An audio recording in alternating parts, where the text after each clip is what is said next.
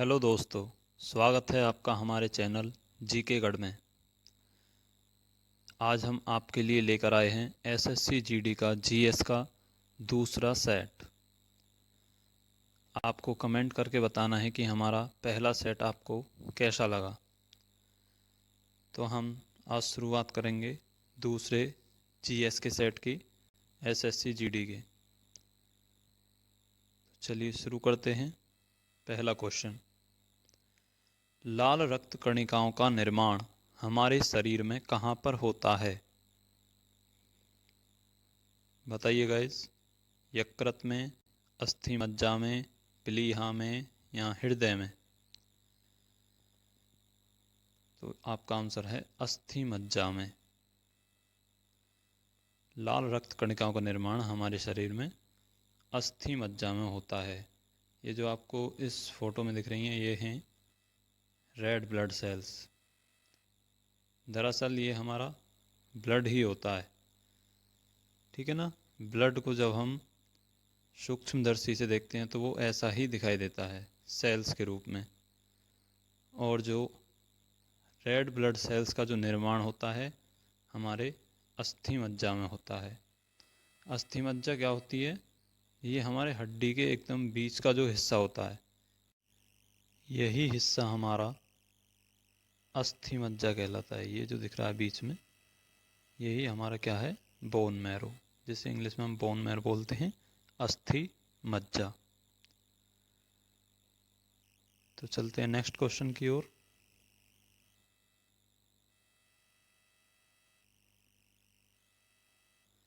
जंग के निर्माण को रोकने के लिए निम्नलिखित में से कौन सी एक गलत विधि है? नंबर 1, क्रिस्टलीकरण। नंबर 2, लोहे की सतह पर पेंट करना, या गैल्वेनीकरण, या टिन प्लेटन। टिन प्लेटन मतलब कलई करना। तो आपका सही आंसर क्या होगा इस क्वेश्चन का? ये होता है क्रिस्टलीकरण। क्या नहीं होता है? क्रिस्टलीकरण। जंग के निर्माण को रोकने के लिए क्या क्या यूज होता है? लोहे की सतह पर पेंट करना होता है, एकदम सही बात है ये। गैल्वेनीकरण विधि होती है एक, और एक कलई करना होता है, टिन प्लेटन बोलते हैं जिसे हम। लेकिन क्रिस्टलीकरण ये जंग लगने से नहीं रोकता है। नेक्स्ट क्वेश्चन, निम्नलिखित में से किस मुगल शासक ने जब्त राजस्व प्रणाली की शुरुआत की? तो ये जो जब्त राजस्व प्रणाली थी, किसने शुरू की थी बताना है आपको। फर्स्ट शाहजहां, फिर जहांगीर, बाबर या अकबर? तो आपका सही आंसर है अकबर।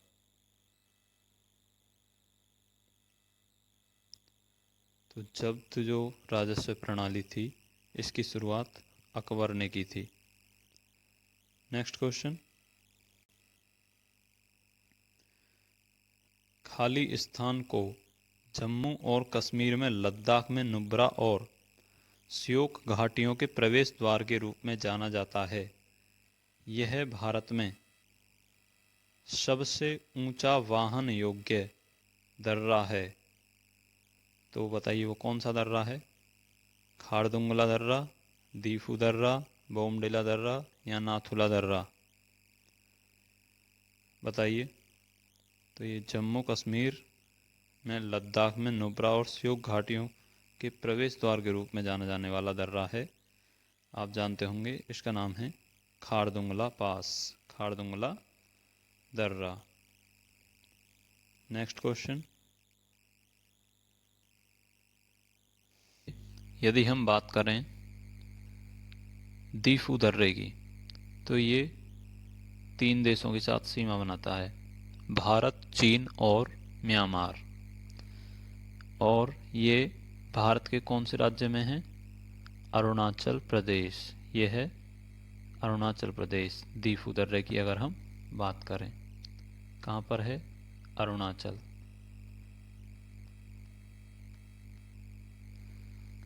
और बोमडिला दर्रा ये भी आपके अरुणाचल प्रदेश में है। और नाथुला दर्रा आप जानते ही होंगे, ये सिक्किम में है। नाथुला दर्रा आपके सिक्किम राज्य में है और ये चुम्बी घाटी के माध्यम से तिब्बत से जोड़ता है। किसको? सिक्किम को। नेक्स्ट क्वेश्चन, प्राचीन दक्षिण भारत में संगम साहित्य के बारे में निम्नलिखित कथनों में से कौन सा एक सही है? नंबर 1, संगम कविताओं में भौतिक संस्कृति का कोई संदर्भ नहीं है। दूसरा ऑप्शन है, वर्ण का सामाजिक वर्गीकरण संगम कवियों को ज्ञात था। नंबर 3, संगम कविताओं में समर शौर्य का कोई संदर्भ नहीं है। या नंबर 4, संगम साहित्य में जादुई ताकतों को असंगत बताया गया है। तो इसका आंसर है वर्ण का सामाजिक वर्गीकरण संगम कवियों को ज्ञात था।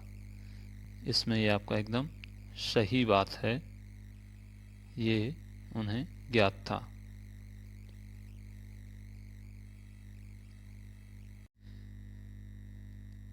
संगम साहित्य जो है सबसे पुराना तमिल साहित्य है।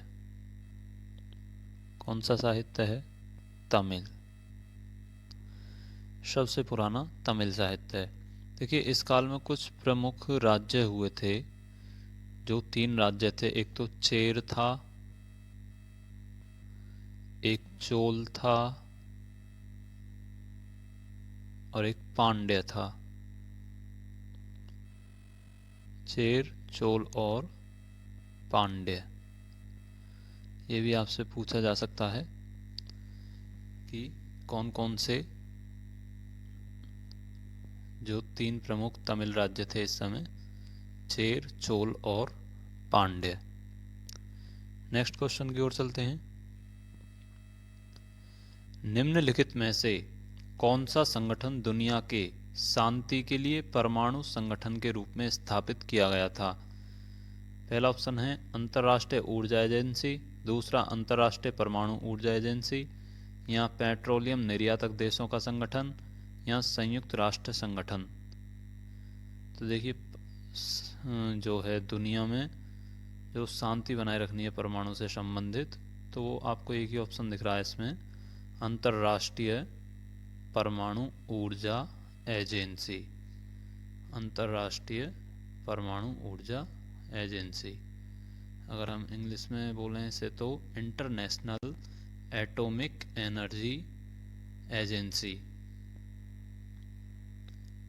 और ये इसका जो मुख्यालय है ये कहाँ पर है? इसका मुख्यालय वियना, ऑस्ट्रिया, वियना में है। Vienna, Austria. वियना कहाँ की राजधानी है? ऑस्ट्रिया की। ऑस्ट्रेलिया देखिए अलग है और ऑस्ट्रिया अलग है। ऑस्ट्रेलिया की राजधानी आपको कमेंट में बतानी है। ऑस्ट्रेलिया। नेक्स्ट क्वेश्चन की ओर चलते हैं।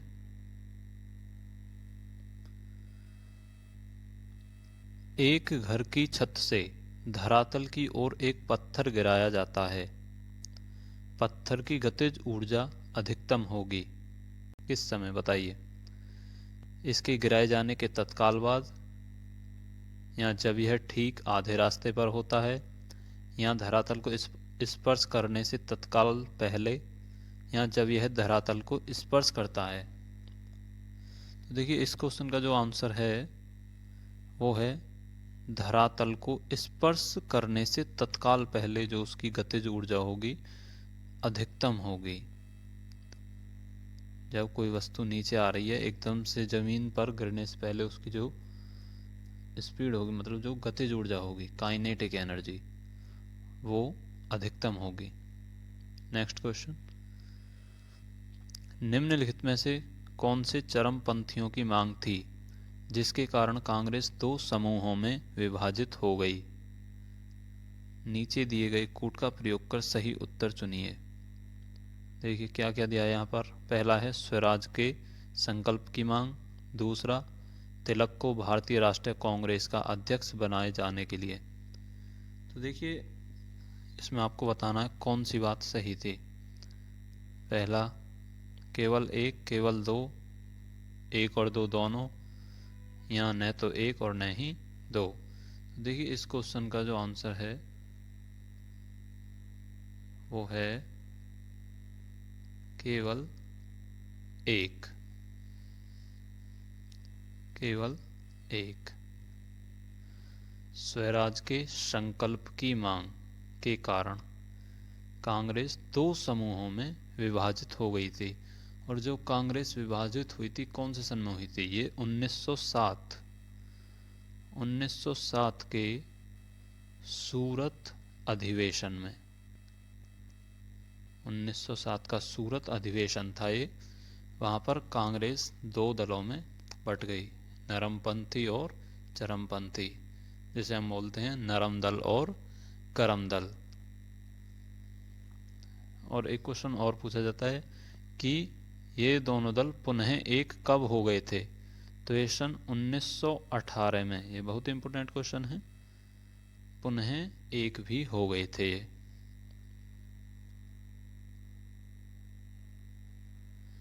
नेक्स्ट क्वेश्चन,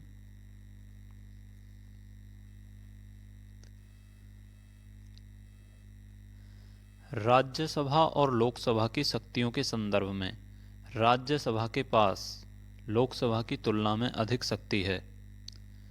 तो ये किसके द्वारा है? संविधान संशोधन विधेयक, या अनुच्छेद 249 के कार्यक्षेत्र के तहत, या नए राज्यों का गठन और क्षेत्रों का परिवर्तन, या वित्त विधेयक।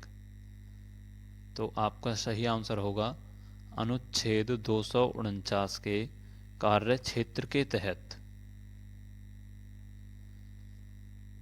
तो आर्टिकल 249 क्या कहता है? यदि राज्यों की परिषद ने किसी प्रस्ताव द्वारा घोषित किया है जो उपस्थित सदस्यों के कम से कम 2/3 सदस्यों द्वारा समर्थित है और जो मतदान कर रहे हैं कि राष्ट्रीय हित में यह आवश्यक या वांछनीय है कि संसद प्रस्ताव में निर्दिष्ट राज्य सूची में वर्णित किसी भी मामले के संबंध में कानून बनाए, तो संसद के लिए उस मामले के संबंध में भारत के पूरे या किसी भी हिस्से के लिए कानून बनना वैध होगा, जबकि प्रस्ताव लागू रहता है। यह आपका आर्टिकल 249 कहता है। नेक्स्ट क्वेश्चन, 12 सितंबर 2022 को लॉस एंजल्स में आयोजित हुए 74वें एमी पुरस्कारों में निम्नलिखित में से किसे best drama of the year नामित किया गया? यूफोरिया, सक्सेशन, येलो जैकेट्स, या स्क्विड गेम्स। तो ये कुछ ड्रामा सीरीज हैं। तो बताइए किसे एमी पुरस्कारों में best drama of the year नामित किया गया? तो भाई इसका आंसर है सक्सेशन। तो यहाँ से एक क्वेश्चन और पता चलता है आपको कि एमी पुरस्कार किस से संबंधित है? तो ये फिल्म और टेलीविज़न से संबंधित हो गया। ठीक है। नेक्स्ट क्वेश्चन, बोनालू तेलंगाना का एक हिंदू त्योहार है जहां खाली स्थान की पूजा की जाती है। कौन सी देवी की पूजा की जाती है? ये आपसे पूछा गया है। तो देखिए यहाँ पर महाकाली की जाती है, सरस्वती की जाती है, दुर्गा की या लक्ष्मी की। तो देखिए आपको दिख रहा होगा कि ये यहाँ जो एक देवी का चिन्ह दिख रहा है आपको, चित्र, तो ये कौन सी देवी है? तो माँ काली। ये हैं आपकी महाकाली। बोनालू ये कहाँ का त्यौहार है? तेलंगाना का। देखिए ये क्वेश्चन कई एग्जाम्स में पूछा जा रहा है लगातार। बोनालू हो गया, बाथुकम्मा हो गया, ये तेलंगाना के त्यौहार हैं। एक है बाथुकम्मा। नीति आयोग द्वारा शुरू किया गया शून्य अभियान निम्नलिखित में से किससे संबंधित है? नंबर 1 HIV उन्मूलन, या सीवेज कचरे का निपटान, या उच्च शिक्षा में लड़कियों के नामांकन में वृद्धि, या इलेक्ट्रिक वाहनों को अपनाने में तेजी। तो देखिए इस क्वेश्चन का जो आंसर है वो है इलेक्ट्रिक वाहनों को अपनाने में तेजी से।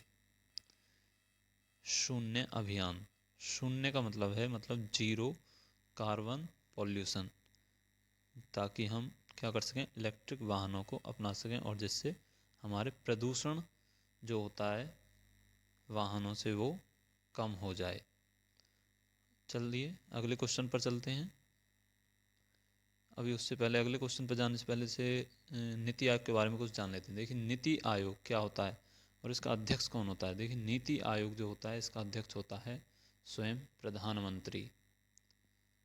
ठीक है, नेक्स्ट क्वेश्चन,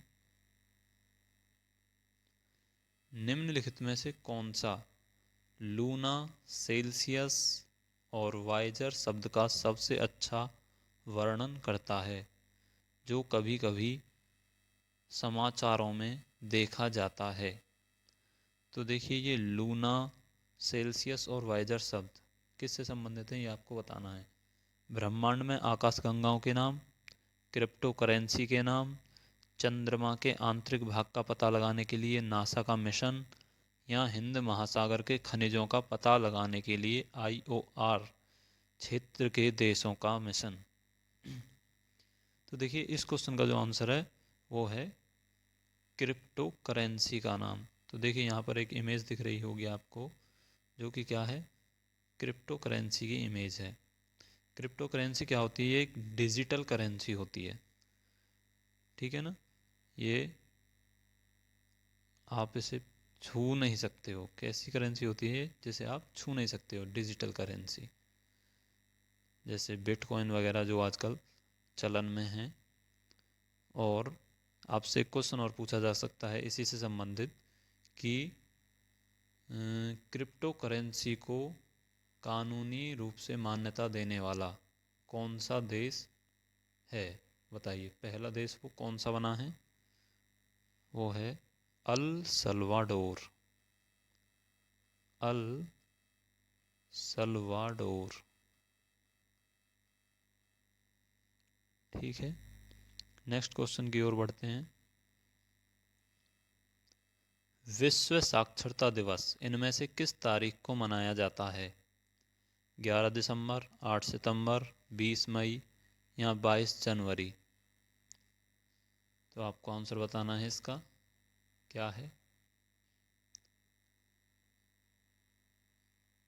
तो इसका आंसर है 8 सितंबर।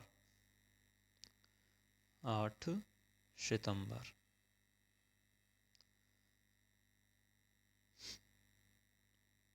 नेक्स्ट क्वेश्चन,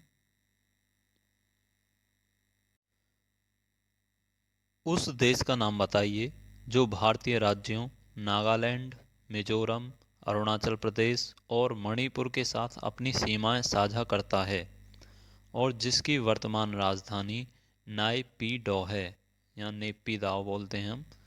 तो नेपीदाव किस देश की राजधानी है, सबसे पहले तो आपको ये पता होना चाहिए। तो नेपीदाव जो है म्यांमार की राजधानी है, नेपीदाव।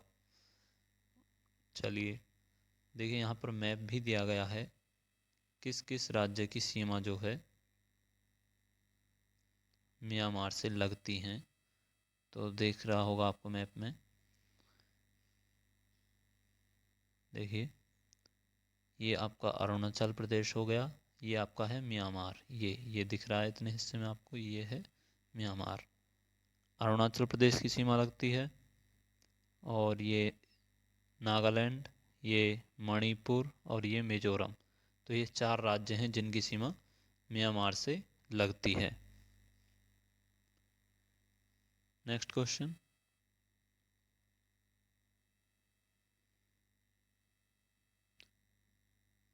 क्षेत्रीय समानता को बढ़ावा देने के उद्देश्य से द्वितीय पंचवर्षीय योजना के आधार पर खाली स्थान का गठन किया गया।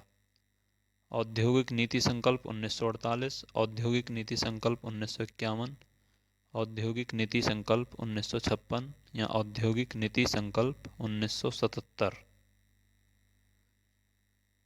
तो इस क्वेश्चन का जो आंसर है वो है औद्योगिक नीति संकल्प 1956। तो देखिए द्वितीय पंचवर्षीय योजना कब स्टार्ट हुई थी? तो देखिए पहली जो पंचवर्षीय योजना थी वो 1951 से 56 तक थी। तो दूसरी कब स्टार्ट होगी? 1956 से स्टार्ट होगी। ठीक है, 1956 से 1961 तक। ठीक है, तो जब औद्योगिक नीति संकल्प 1956 किससे संबंधित होगा? द्वितीय पंचवर्षीय योजना से। सभी पंचवर्षीय योजना एक बार आपको याद कर लेनी है। और द्वितीय पंचवर्षीय योजना किस मॉडल पर आधारित है ये भी बता दीजिए एक बार। यह है आपके PC Mahalanobis, PC Mahalanobis model पर आधारित है द्वितीय पंचवर्षीय योजना। द्वितीय पंचवर्षीय योजना में क्या था? इस पर जो है भारी उद्योग जो है उद्योगों पर इसमें ध्यान दिया गया था। प्रथम पंचवर्षीय योजना में कृषि पर ध्यान दिया गया था। ठीक है, नेक्स्ट क्वेश्चन।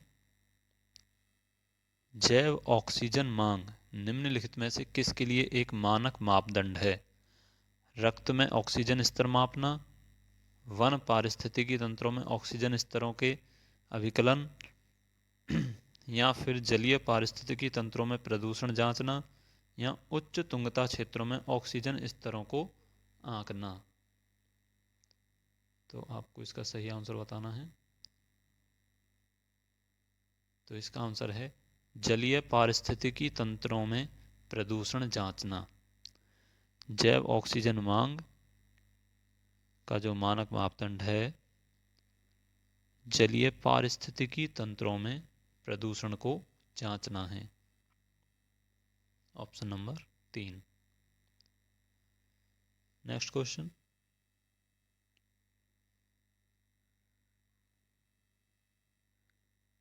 जब हम एक आवर्धक लेंस के माध्यम से पत्ती की निचली सतह का निरीक्षण करते हैं तो हमें कई छोटे छिद्र दिखाई देते हैं। निम्नलिखित में से कौन सा शब्द इस तरह के छिद्र के लिए दिया गया है? तो देखिए, तो ये आपको बताना है कौन सा जो शब्द है इस छिद्र से संबंधित है। देखिए, रंध्र है, फलक है, मध्य सिरा है या सिरा। तो रंध्र जो होता है, रंध्र, ये इसे हम इंग्लिश में बोलते हैं स्टोमेटा। तो देखिए यहाँ एक ये जो आपको चित्र दिख रहा है इसमें एक लेंस है। लेंस से जब हम पत्ती के निचली सतह को देखते हैं तो ये हमें ये कुछ छोटे छोटे छिद्र दिखाई देते हैं। ये क्या है? हमारे स्टोम, स्टोम बोलते हैं ना। और यही इसमें दो तरह के होते हैं स्टोमा, एक तो क्लोज्ड और एक ओपन। ठीक है, तो इन्हें हम हिंदी में रंध्र बोलते हैं। पत्ती के ऊपर जो छिद्र होते हैं छोटे छोटे। ये क्वेश्चन बायोलॉजी का कई बार आ चुका है। Next question.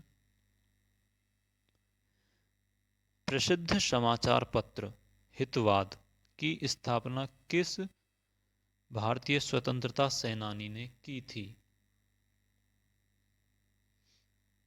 बताइए। अरविंद घोष, बाल गंगाधर तिलक, गोपाल कृष्ण गोखले या जेम्स अगस्टस हिक्की। तो देखिए गाइस, आपका सही आंसर है गोपाल कृष्ण गोखले। आपको दिख रहा है यहाँ पे जेम्स अगस्टस हिक्की। इन्होंने कौन सा अखबार था इनका?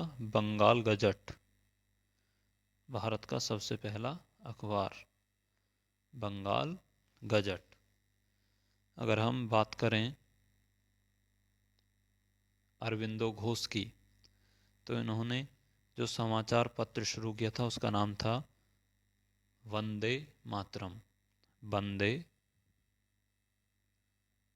मातरम। और ये एक इंग्लिश न्यूज़पेपर था। और बाल गंगाधर तिलक की अगर हम बात करें तो इन्होंने 2 अखबार चलाए थे, एक मराठा और एक केसरी। तो मराठा जो था वो जो अंग्रेजी भाषा में था, मराठा अखबार तो अंग्रेजी भाषा में था, मराठा। और केसरी जो था वो किस भाषा में था? केसरी मराठी भाषा में था। ठीक है, केसरी मराठी भाषा में था। Next question. तो मतलब आपको अखबारों से भी क्वेश्चन ध्यान रखने हैं, अच्छे से पढ़ना है। निम्नलिखित में से कौन सा फॉर्मेलिन में मेथिल अल्कोहल के उपयोग का कारण है?